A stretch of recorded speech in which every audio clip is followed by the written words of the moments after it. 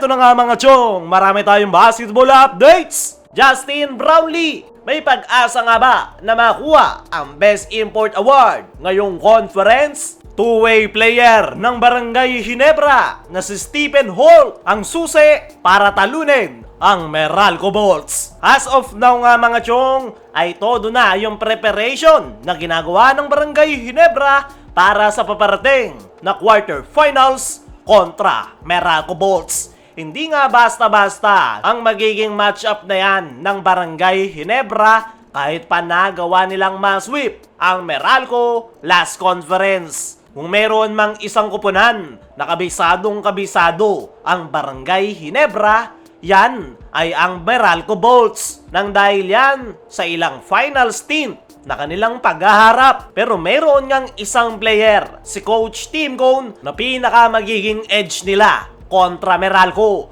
Yan ay itong kanilang two-way player na si Stephen Holt. Last game ng Barangay Ginebra ay ito nga yung tinanghal na best player of the game kontra Meralco. At this upcoming best of 3 quarterfinals ay once na makapagpakita ng magandang performance itong si Stephen Holt, ay malaki yung chance ng Barangay Ginebra na makapag-advance sa semifinals. Meron nga itong Stephen Holt effect sa Barangay Ginebra kung saan pwede nga niyang bantayan yung mga key players ng Meralco gaya ni Chris Newsom na nangunguna para sa nasabing kupunan.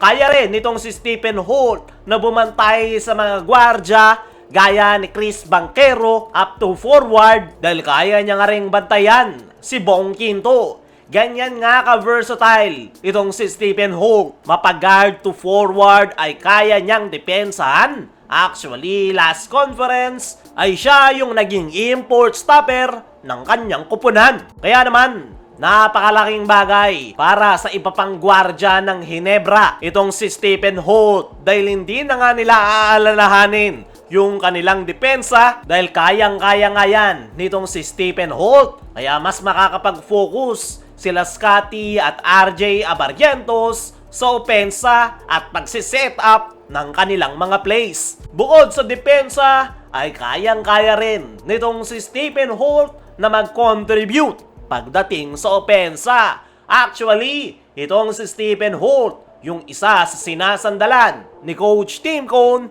pagdating sa outside shooting. Once nga na mag-init itong si Stephen Holt ay mahirap ng pigilan dahil once nga na makuha niya yung kanyang game rhythm ay napakataas ng porsyento na makukuha ng Barangay Ginebra ang panalo. Pero naniniwala ko mga chong, this upcoming quarterfinals ay mas mararamdaman ng Barangay Ginebra itong si Stephen Holt pagdating sa depensa. Pareho ang mahusay na kupunan ang Meralco at Ginebra. Talagang magkakatalo na lang kung sino yung makakapagpakita ng magandang depensa ay malamang sa malamang ayon ang makakakuha ng panalo. Dumako naman tayo dito sa kabilang balita. Justin Brownlee, may pag-asa nga ba na makuha ang Best Import Award ngayong conference? As of now nga mga chong, ay maganda na ang itinatakbo ng Barangay Ginebra at si Justin Brownlee ay consistent ang ipinapakitang performance.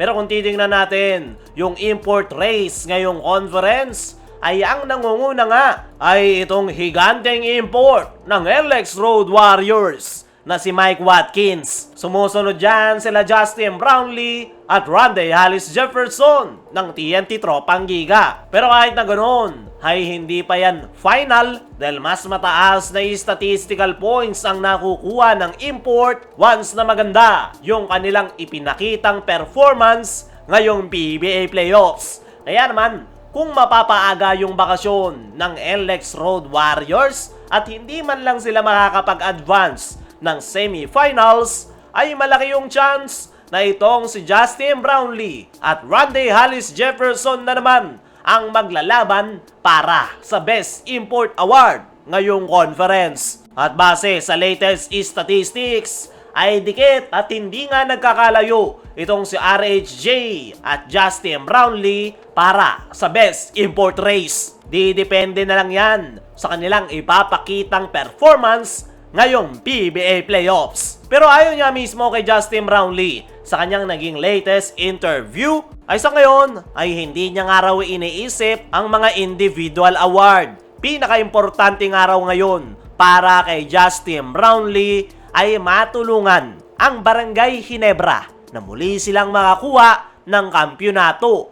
Bonus na lang daw sakaling siya yung makakuha ng Best Import, pero mas gugustuhin raw nitong si Justin Brownlee na makuha ang kampyonato ngayong conference dahil yan naman daw talaga yung kanilang main goal, kaya sila nagko-compete ngayong PBA Playoffs. Hindi na nga ako nagulat sa sagot na yan ni Justin Brownlee. At totoo naman yung kanyang sinasabi, mas gusto talaga nito yung kampyonato at ilang beses na niya yung napatunayan kung saan hindi siya nakakakuha ng Best Import Award, pero siya naman yung kumukuha ng kampyonato. Kaya mga chong, ano ang masasabi nyo na mas gusto pa rin ni Justin Brownlee ang kampyonato kesa sa individual award? Ano rin yung masasabi nyo sa two-way player ng Barangay Ginebra na si Stephen Holt?